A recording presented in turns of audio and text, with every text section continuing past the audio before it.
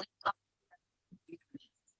right, thanks everyone for being here today. We are going to debrief a recent plural vote experiment that the Photrek team underwent. So with us today, we have a few of our working partners who participated in the vote. There are others who are not present, but we're going to go over a brief overview of what we did and then how the results went and some of our feedback and discussions around it. So I'm going to start with a quick presentation to just show how exactly this went down. Oops.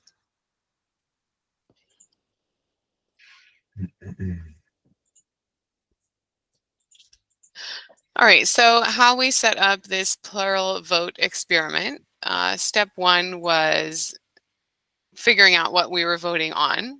So we voted on candidates amongst our working partners to receive a bonus for compensating them for some of their unpaid work that's around the periphery of Photrek, but that it has not been directly compensated by Photrek, and so volunteer work to be recognized.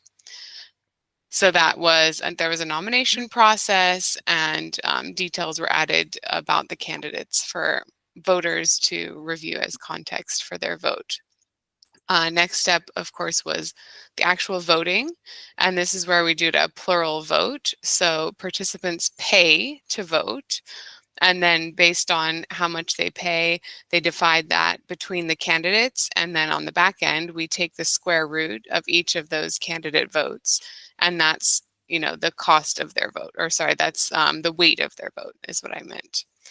And then finally, we tabulate the results, and then a return payment is sent back to all the voters, which is deducted an administrative fee and then just the exact average of all payments. So that's kind of an overview of how it went. And here is an overview of the results. So we had a total of 8 candidates.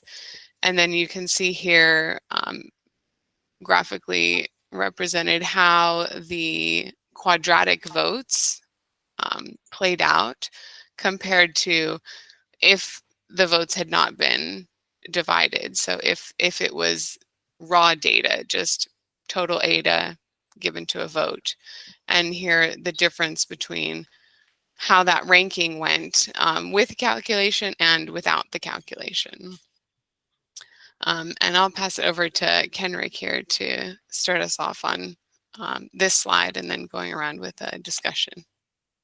Okay. Yeah. Thanks everyone for participating. I think this was great way to experiment with the plural voting, and this is our second opportunity to do that. So our winning candidates in third place was Amana Al-Najif, who one of the principal things she accomplished this year was the publication of a paper on independent approximates. She's been working on that for a couple of years with me, and it's a quite interesting statistical framework. And then she's also been a strong contributor to our work with SingularityNet, and she's now also doing a scientific paper on our coupled variational autoencoder algorithm.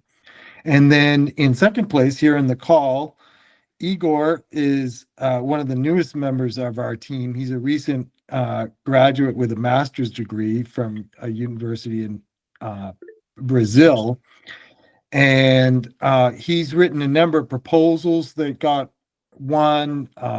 He's volunteering on this scientific paper to advance our work on coupled variational autoencoders, and just has been a great member of the team. He was nominated and serves as the representative to all of the SingularityNet team to our leadership circle. And the winner was Ray, who's many people know from both the Cardano and the SingularityNet team. He runs a nonprofit stake pool called Grow, that donates its profits to supporting children's education in Africa. And he did integral work this year in getting us established with the New England Research Cloud, which we're now using for our computer hardware needs. And he is also an integral member of the Singularity Net community, especially doing really interesting work with the hypercycle community. So congratulations, Ray. Thank you. And I'll just comment too, we'll do more of this, but part of the idea around the quadratic voting is sort of a balance between minorities that may be willing to pay more and majorities that have broad support. And so that's where you see this difference between, let's see, if trying to remember now, but I think it was Joe. Well, I shouldn't, I guess I don't need to say that, but our third place candidate actually was first in terms of the ranking without the square root. And that difference has to do with the fact that Ray, who won, had broader support. Even though he didn't get as many coins, he had broader support. And so that's part of how the technique works. And I'll give it back to you, Megan.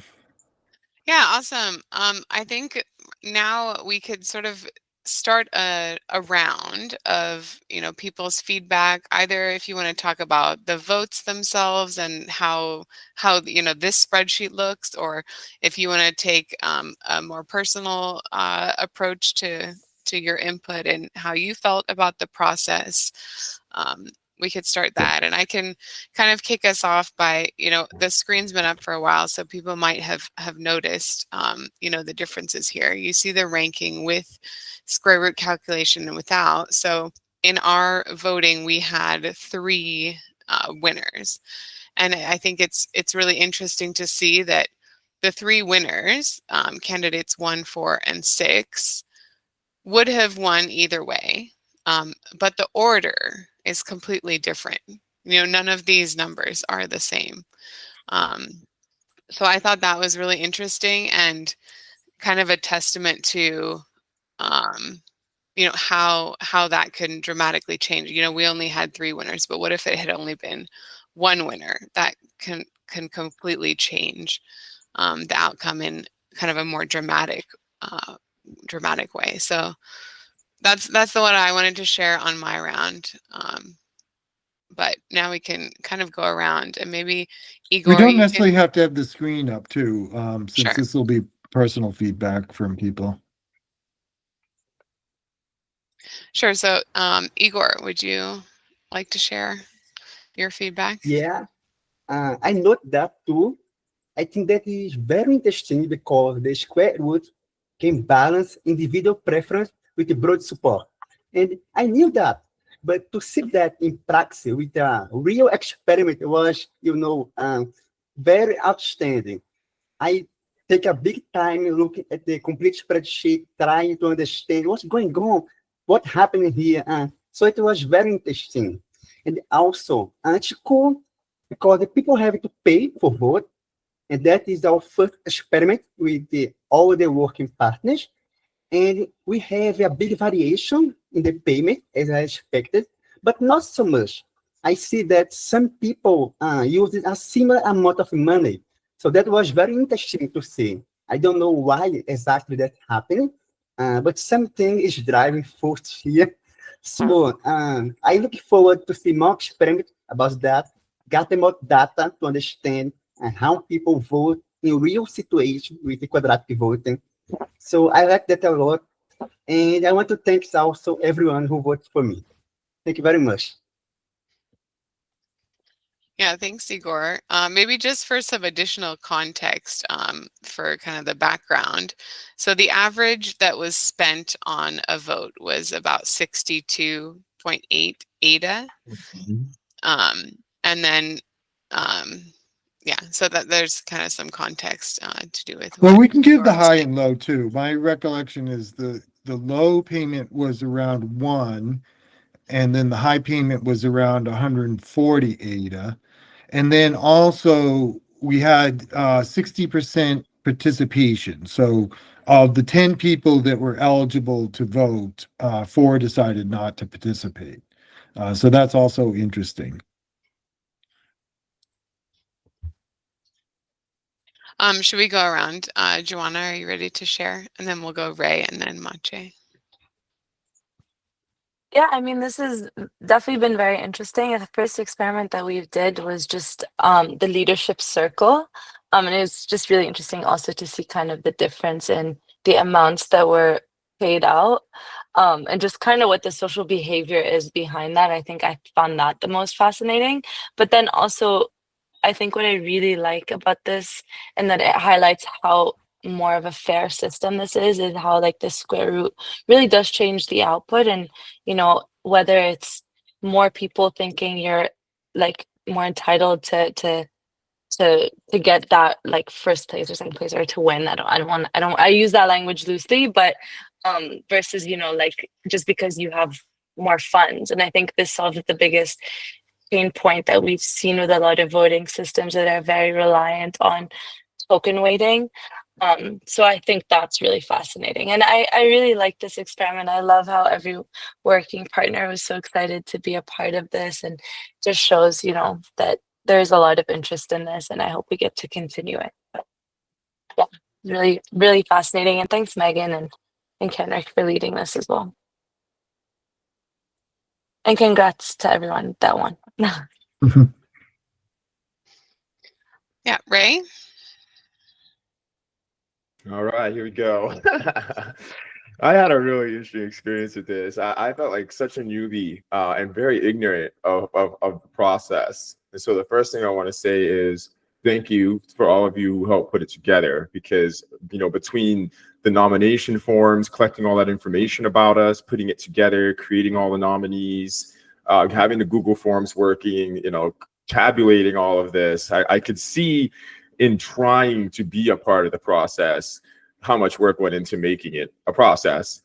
I'm one of the people that ultimately did not vote, and not because I didn't want to, because I was confused. I was very confused, and it was kind of very last minute for me, and I just, just wasn't figuring it out in time.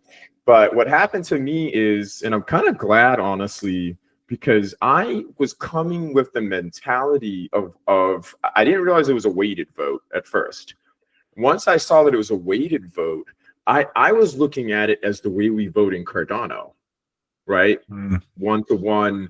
If you have 1,000 ADA, you vote with 1,000 ADA, but the 1,000 ADA doesn't leave your wallet. You're not paying to vote, okay? If I had ADA, so the other thing that happened to me is I know it sounds ridiculous. End of the month, I have nothing left. I had no available ADA to vote with. And I was like, man, this is really sad. I don't even have ADA. But I realized that if I had ADA, I would have wanted to, unknowingly, I would have sent like 300 ADA at this thing, thinking I was going to get the 300 ADA back, right? The old, you know what I'm saying? Like that, yeah. I was trying to get more ADA because I wanted to have more influence in the vote. And so I'm glad that I didn't have too much, because I would have gotten broken, because I didn't realize that I was paying for influence, right? And so that I found in my experience, I just learned a lot about the process, honestly, and not being able to vote. I saw how to vote next time this works. The next time we go through this, what I had wrong, what I misunderstood, the differences in how this is weighted, and the quadratic element to it, and what that adds to it, and how that changes the results. I found that all really interesting. And I'd be curious to see like what happens in the larger scheme of things when you have like a ton of people, right? You got a lot of ADA, you got a lot of people coming out at you with these votes, and how the system would function and all that kind of stuff. So yeah, really cool process. Thanks for being a part of it, and thank you for all of you who voted for me. I really appreciate it. I wasn't expecting it. It really wasn't. I was hoping I'd be up there, but that was a really nice surprise, and will help me out to have more ADA. You'll have some ADA to vote next time. Yeah. I'll put it to good use, I promise. All right. That's great.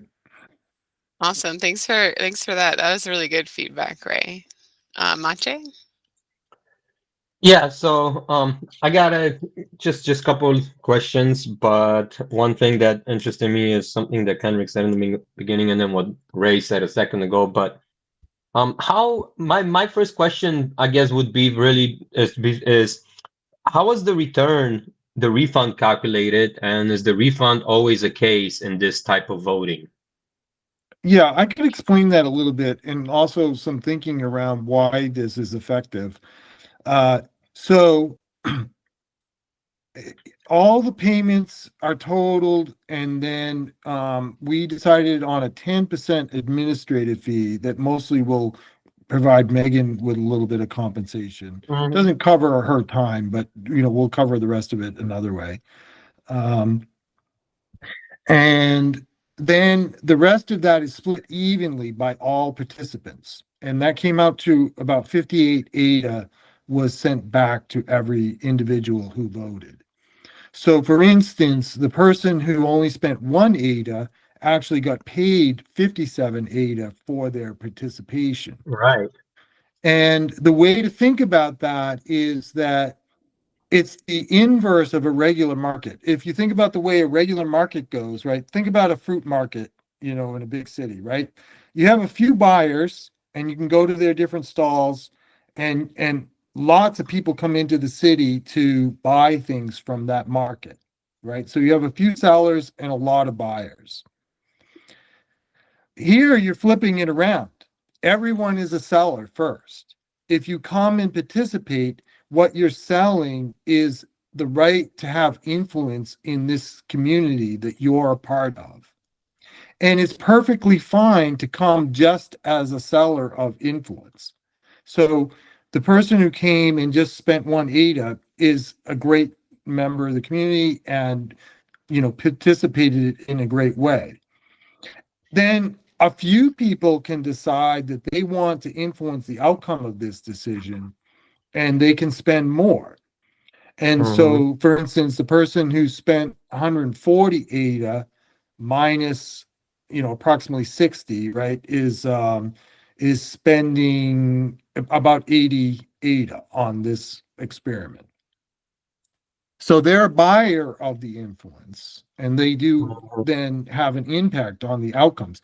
But the other important thing is they don't have complete impact, because the square root, turns what they spent into a lower influence. And then what adds is a cross. So you get the square root from individual contributions, and then it gets added across. So there's this balance between someone can spend to be more influential, but also a community or a sub-community can decide together what they want the outcome to be. Now, the other thing I'll just go one step further here, because this was a thing that I was interested in and did a little calculation on overnight, is what would it have taken for one individual to change the outcome? So if it turns out in the way we did this, we were providing a top award of 750 ADA to the winner as a bonus. Well, it turned out that if one of the participants who didn't participate had come in and spent approximately 225 ADA, winner had 14 votes, right? So the square of that, or the square of 15, is 225.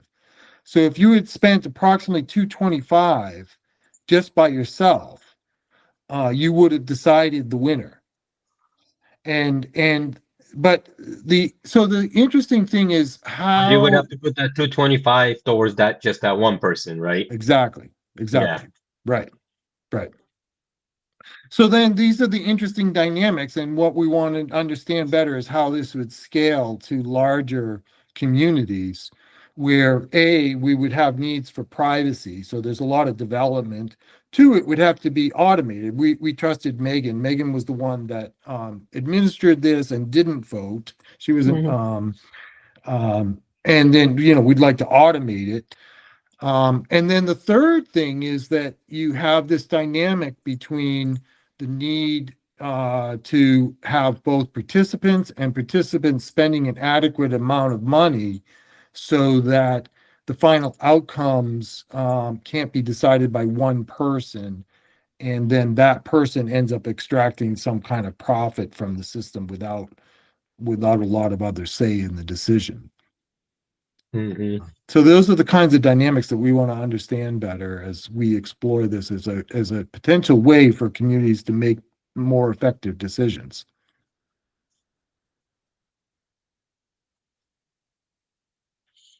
Okay. Yeah, no, I was just curious because that one thing I did find interesting, right? Exactly, is how we were going through it, and we saw that, for instance, like we said, Ray, or I don't remember exactly who. Oh, that third person that came in third, right? She had one big vote on her, but because Ray's, for example, votes were more spread out amongst other people instead of having one big vote, that brought him up to the top, right? And that's, I mean, mathematically, it's not understanding why that makes sense, but just really curious how that worked out. And like you said, I'd be really curious to see how that works out on a bigger scale with more participants, for example, and if you put like a lower bound limit. So for example, I can't just come in and spend 1 ADA just for participation and then make like 50 or 80 or 100 ADA based on just because I spend one and participated.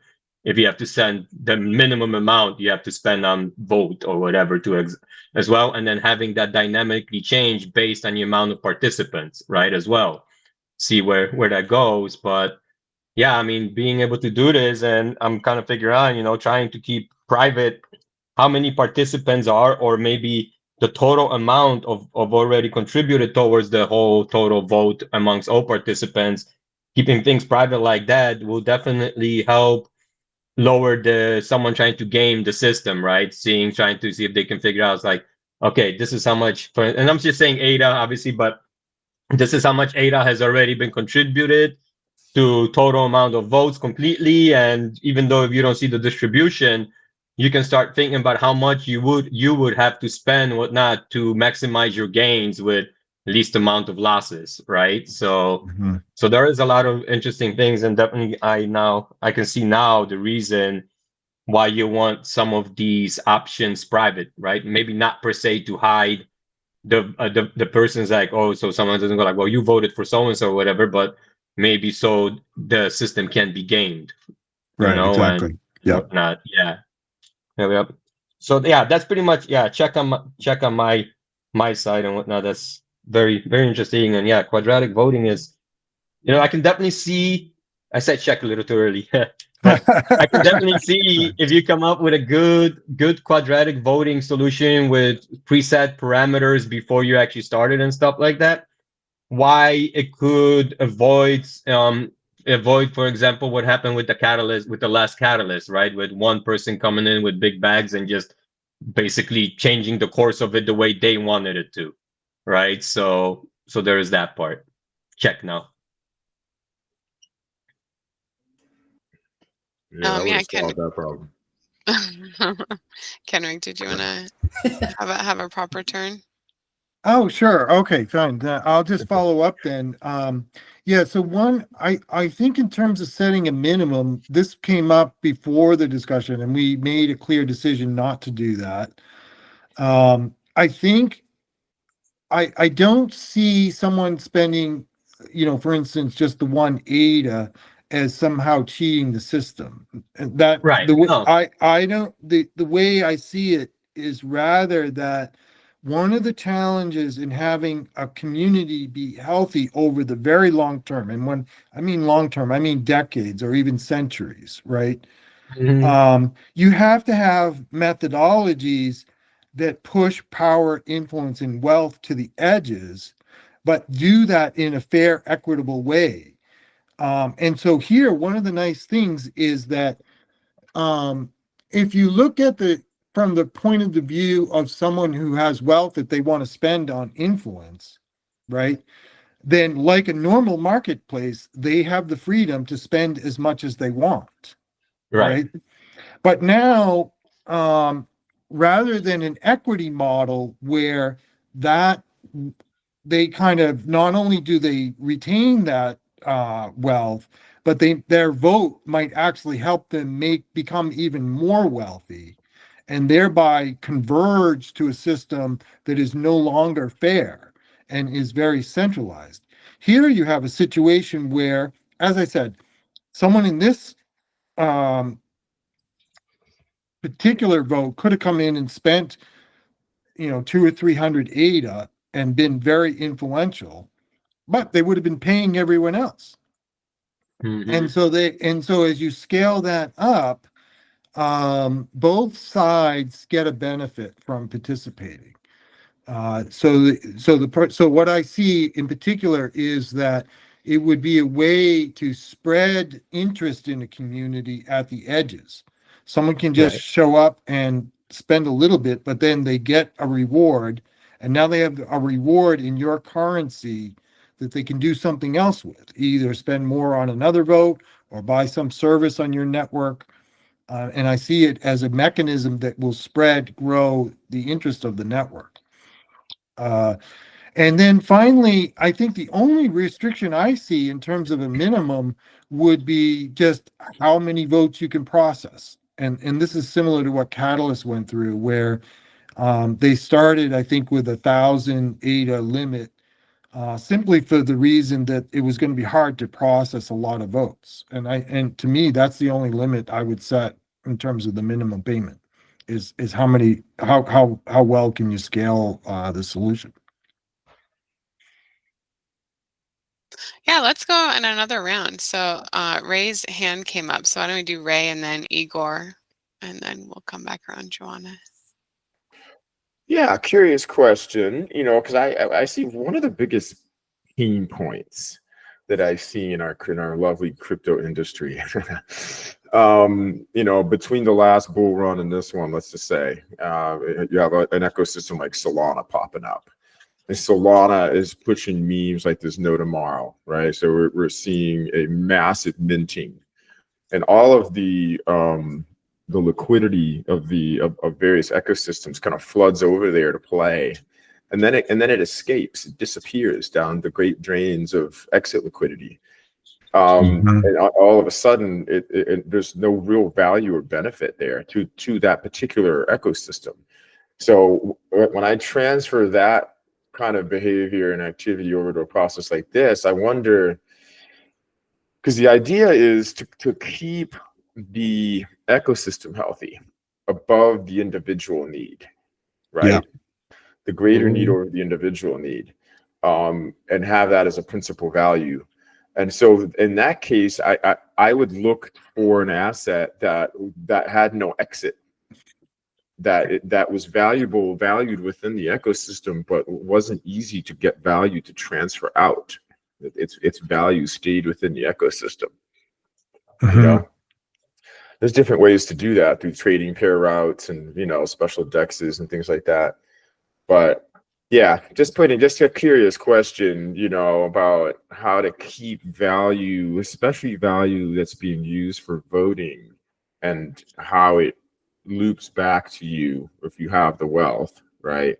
But stays within the value of the ecosystem. It doesn't just I'll just say quickly, and then Igor can go in response to that, is that I agree completely that I think cycling of the cryptocurrency is more important than locked value. I think locked value is actually not a very good metric. It's a better metric is how much is the currency cycling through the community for different utilities. Right. Exactly. Igor, you want to jump in? Yes, I think that is fascinating. So adding on what Kenrick is saying, I think we have two sides on that experiment. We have a financial side and we have a social side, for example. So in the financial side, you can have a profit or you can lose money. But in the social side, you can have your votes being accomplished or not. If you vote for some option and that option is awarded, then you feel happy because your vote was accomplished. So I am very curious if we can help, if we can calculate how people feel happy by the voting in general. If we can calculate both the financial side and the social side, and if we can verify that the square root helped with that, if the square root helped the average of people to be more happy with the final result. And by that, you need to consider the financial side and the social side at the same time. Mm-hmm. Mm-hmm.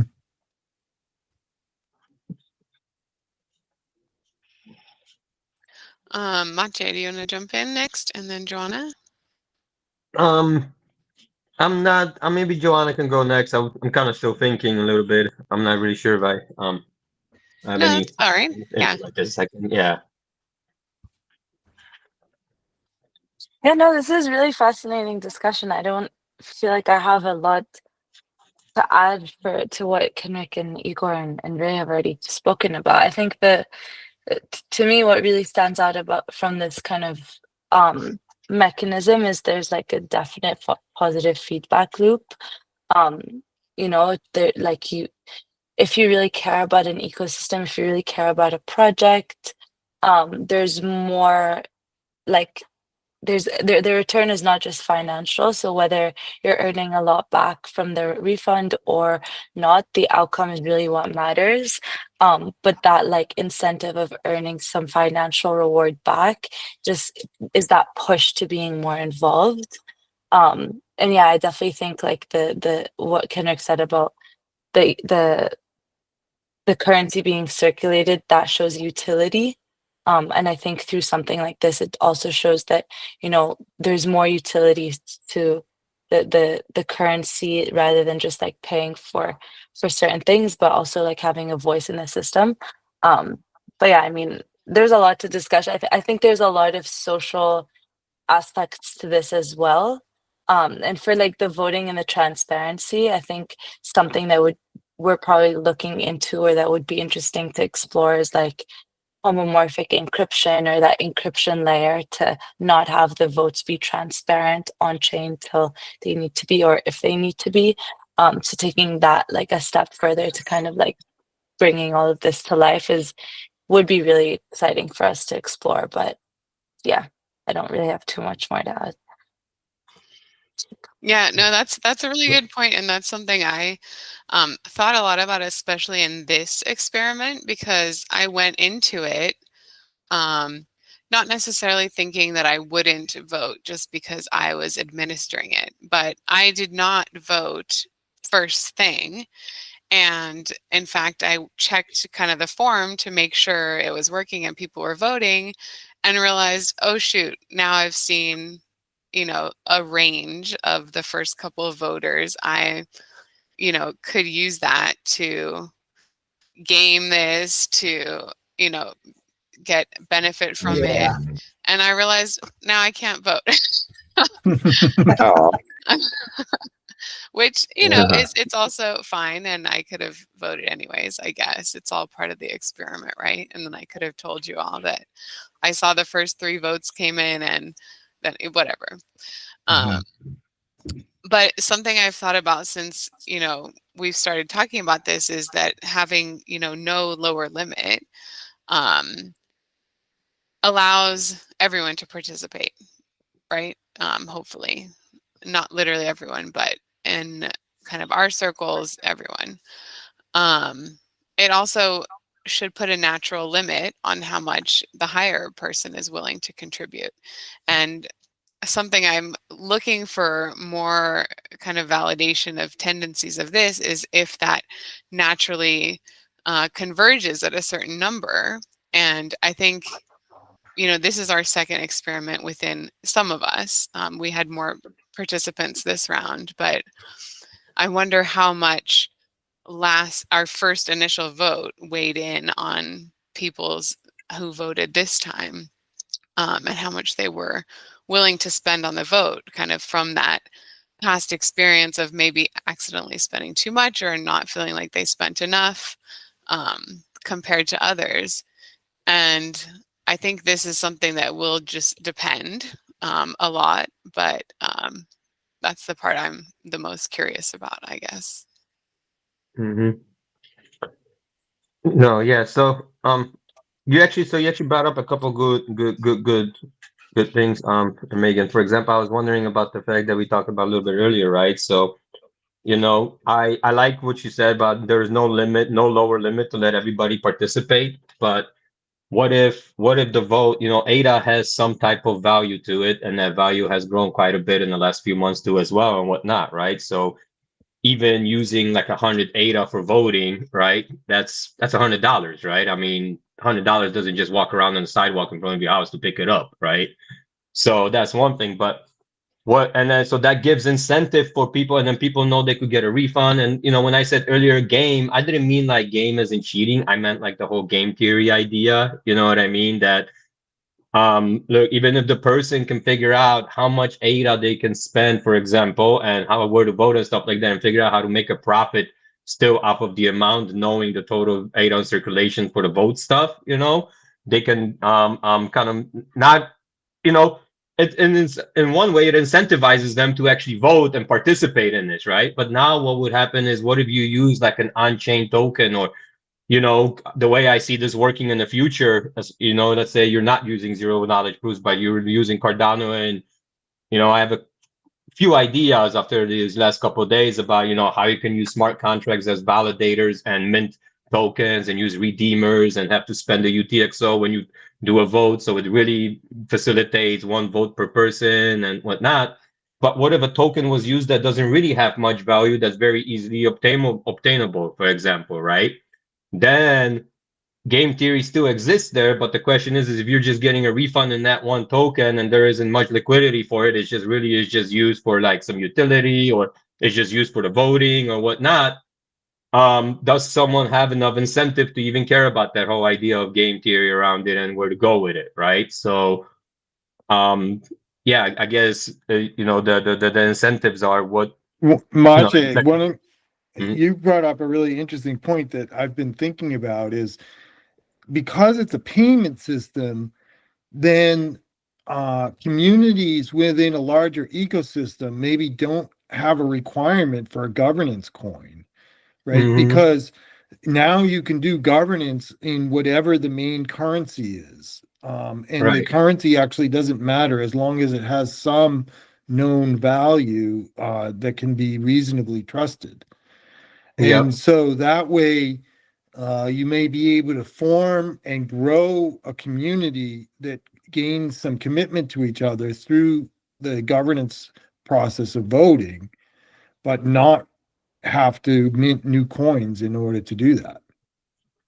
Well, so, I say this because, for example, my idea of Cardano almost from day one, and ADA, and how the way that assets work on Cardano is so different than from every other chain, where the assets on Cardano are actually native to the chain itself and they are real, versus like on Ethereum, when you have an ERC 721 smart contract, you never really own the asset, right? That asset always lives in that smart contract, and all that happens is when you execute a transaction against the smart contract, inside it just changes the address of inside the smart contract of saying who owns it, but that coin never really lives in your wallet, not on Cardano, where you have that true, real ownership feeling, because that asset really lives in your wallet, and no matter what happens, if there's no smart contract or nothing or whatever, and if the user of the smart or whatever, they can, there's a lot of fishy things you can do with a smart contract on Ethereum, but you never really own that coin. It's basically a piece of code in a smart contract and whatnot. On Cardano, you actually own the asset. So what that brings me to is, the whole price point of ADA itself. I never really looked at ADA, the fact that it's going to go up and be $100 per ADA or $1,000 per ADA. In my personal opinion, I think if the price of ADA stays low, it brings us to the point that it is more affordable and more usable, and it gives up entry for, like we said, that there's no lower limit for voting for everybody to get into the blockchain.